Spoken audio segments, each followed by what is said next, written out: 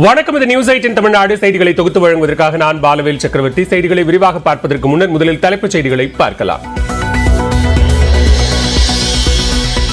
சென்னையில் மின்வாரிய ஊழியர்களுடன் நடைபெற்ற பேச்சுவார்த்தை தோல்வி.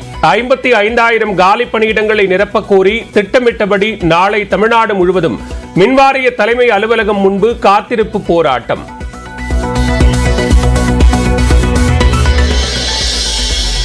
ஆம்ஸ்ட்ராங் கொல்லப்படலாம் என எச்சரித்திருந்த உளவுத்துறை நடவடிக்கை எடுக்காமல் உளவுத்துறை எச்சரிக்கை வரவில்லை என பேட்டியளித்த நிலையில் சென்னை காவல் ஆணையர் சந்தீப் ராய் ரத்தோர் மாற்றம். சென்னையின் புதிய காவல் ஆணையராக அருண் நியமனம். சென்னை சட்டம் ஒழுங்கு கூடுதல் ஆணையராக பணியாற்றி வந்த நிலையில் பணி மாற்றம்.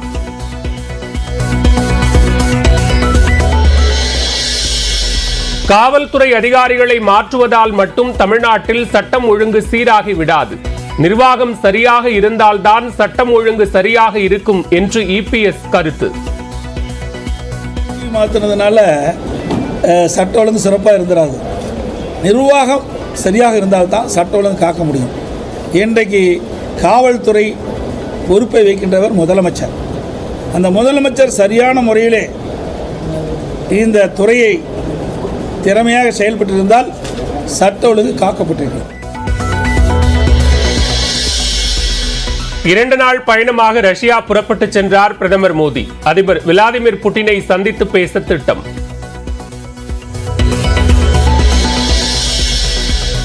மணிப்பூரில் வன்முறையால் பாதிக்கப்பட்ட மக்களை சந்தித்த ராகுல் காந்தி அரசின் முகாம்களில் தங்கியவர்களிடம் குறைகளை கேட்டறிந்தார். மாதவிடாய் காலங்களில் பெண்களுக்கு விடுமுறை அளிக்கும் வகையில் கொள்கை வகுக்க கோரிய வழக்கு தள்ளுபடி. விடுமுறையை கட்டாயமாக்கினால் வேலைக்கு பெண்களை தேர்வு செய்வது குறையும் என உச்சநீதிமன்றம் கருத்து. முன்னாள் அமைச்சர்கள் சி விஜயபாஸ்கர் உள்ளிட்டோருக்கு எதிரான குட்கா முறைகேடு வழக்கு. எம்பி எம்எல்ஏக்களுக்கு எதிரான குற்ற வழக்குகளை விசாரிக்கும் சிறப்பு நீதிமன்றத்திற்கு மாற்றியது சிபிஐ நீதிமன்றம். வேங்கை வயல் குடிநீர் தொட்டியில் மலம் கலந்த சம்பவம் நடந்து 2 ஆண்டுகளாகியும் ஒருவரை கூட கைது செய்ய முடியாதது ஏன்? தமிழ்நாடு காவல்துறைக்கு சென்னை உயர்நீதிமன்றம் கேள்வி. மாஞ்சோலை தேயிலை தோட்ட தொழிலாளர்களை மறு உத்தரவு வரும் வரை வெளியேற்றக்கூடாது என உயர்நீதிமன்ற மதுரை கிளை உத்தரவு. தொழிலாளர்களுக்கான நிரந்தர மறுவாழ்வு திட்டம் பற்றி தமிழ்நாடு அரசு பதிலளிக்கவும் ஆணை.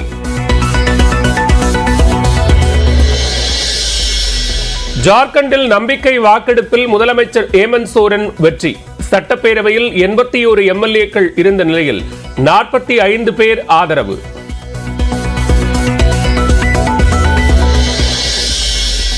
கள்ளக்குறிச்சி அருகே வட தெரசாலூரில் எலி காய்ச்சலால் 7 பேர் பாதிப்பு. தடுப்பு நடவடிக்கைகளுக்காக சுகாதாரத்துறையினர் முகாம். தொடர் தோல்வியால் மக்களை சந்திக்க பயப்படுகிறார் எடப்பாடி பழனிசாமி. விக்கிரவாண்டி தொகுதி தேர்தல் பரப்புரையில் அமைச்சர் உதயநிதி ஸ்டாலின் விமர்சனம். அண்ணா திராவிட முன்னேற்ற கழகம் தேர்தலில் போட்டியிடல. எதனால போட்டியிடலன்னா அவங்களுக்கு பயம். தொடர் தோல்வி. எதிர்க்கட்சி தலைவர் திரு எடப்பாடி பழனிசாமி அவர்களுக்கு மக்களை பார்த்தே பயம். அதனால்தான் தேர்தலையே புறக்கணிச்சிட்டார். நம்மளை பார்த்து பயம் இல்லை, தமிழ்நாட்டு மக்கள் மட்டும் இல்லை, பாஜகவுக்கு பார்த்து பயம். பாஜகவுக்கு வழிவிட்டு இன்னைக்கு அவங்க தேர்தலை புறக்கணிச்சு.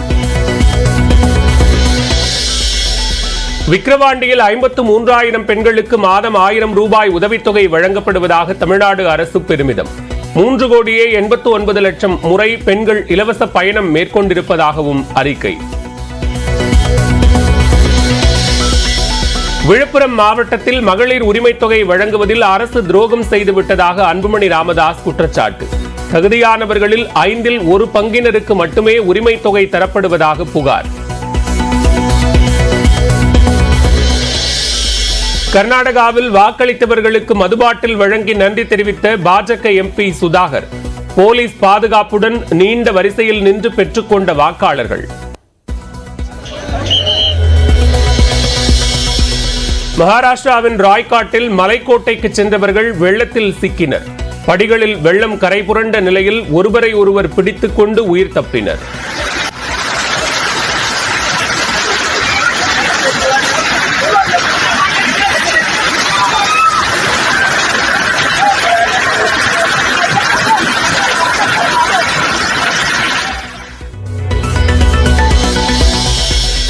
மூளையை தின்னும் அமீபா கிருமி குறித்து பதற்றம் தேவையில்லை.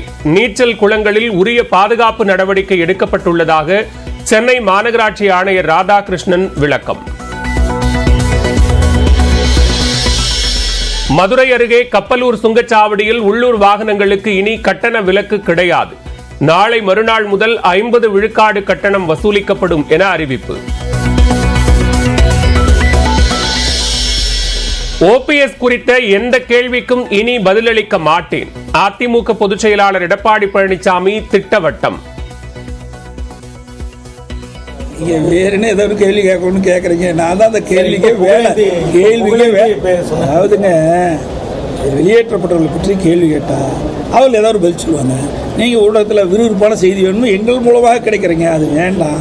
அவர்களெல்லாம் போய் கட்சி ஆஃபீஸை உடைக்கல, கட்சிக்காரனை அடிக்கலை, கட்சியுடைய வாகனத்தை நொறுக்கலை, அவரெல்லாம் பொருளை திருடிக்கிட்டு போவார்.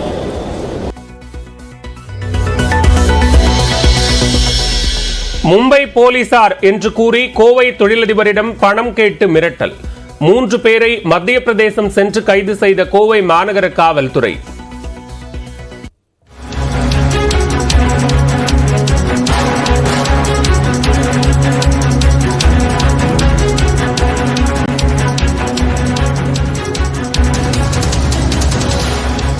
தற்போதைய அண்மை செய்தியை பார்த்துக் கொண்டிருக்கிறோம். நீட் தேர்வு முறைகேடு விவகாரம் தொடர்பாக உச்சநீதிமன்றத்தில் தலைமை நீதிபதி அமர்வில் தற்போது விசாரணை நடைபெற்று வரக்கூடிய நிலையில் பல்வேறு கேள்விகளை தற்போது நீதிபதிகள் முன்வைத்து வருகிறார்கள். தேசிய தேர்வு முகமையான NTA-வுக்கு சரமாரியான கேள்விகளை தற்போது உச்சநீதிமன்றம் முன்வைத்து வருகிறது. வினாத்தாள் கசிவு விவகாரத்தில் தவறு நடந்தது எப்படி? SBI மற்றும் கனரா வங்கி லாக்கர்களுக்கு நீட் வினாத்தாள்கள் எப்போது அனுப்பப்பட்டது என உச்சநீதிமன்றம் கேள்வி எழுப்பி இருக்கிறது. அதேபோன்று லாக்கர்கள் எப்போது திறக்கப்பட்டன என்கிற கேள்வியையும் தற்போது தேசிய தேர்வு முகமைக்கு உச்சநீதிமன்ற நீதிபதிகள் எழுப்பி இருக்கிறார்கள். அண்மை செய்தியாக பார்த்துக் கொண்டிருக்கிறோம்.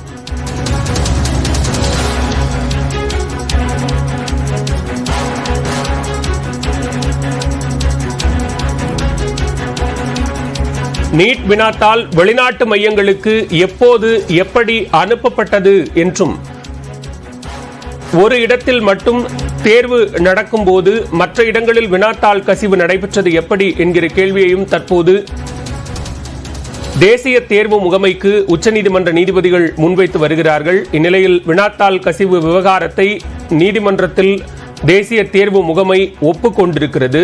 அண்மை செய்தியாக பார்த்துக் கொண்டிருக்கிறோம்.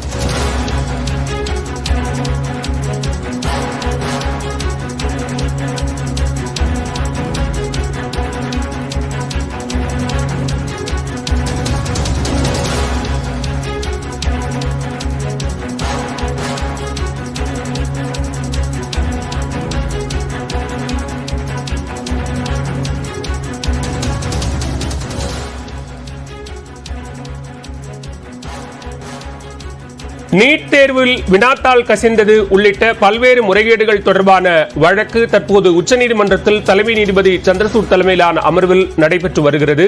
இந்நிலையில் தற்போது தேசிய தேர்வு முகமைக்கு பல்வேறு கேள்விகளை உச்சநீதிமன்றம் முன்வைத்திருக்கிறது. அதே நேரத்தில் நீட் தேர்வின் நடைமுறையில் நம்பிக்கை இல்லை என்றால் மறு தேர்வு நடத்தப்பட வேண்டும் என்றும் நீதிபதிகள் கூறியிருக்கிறார்கள். கேள்விகளுக்கு பதில் கிடைத்தால்தான் உரிய தீர்வை எட்ட முடியும் என்றும் தற்போது நீதிபதிகள் கூறியிருக்கிறார்கள். அதே நேரத்தில் கனரா மற்றும் SBI வங்கி லாக்கர்களுக்கு எப்போது வினாத்தாள்கள் அனுப்பப்பட்டன, அந்த லாக்கர்கள் எப்போது திறக்கப்பட்டன, மையங்களுக்கு வினாத்தாள் அனுப்பப்பட்டது உள்ளிட்ட பல்வேறு விஷயங்களை சரமாரியாக கேள்விகளாக தற்போது நீதிபதிகள் முன்வைத்து வருகிறார்கள். தேசிய தேர்வு முகமை நீட் தேர்வில் வினாத்தாள் கசிவு விவகாரம் நடைபெற்றது உண்மைதான் என்பதை தற்போது நீதிமன்றத்தில் ஒப்புக்கொண்டிருக்கிறது. அண்மை செய்தியாக பார்க்கிறோம்.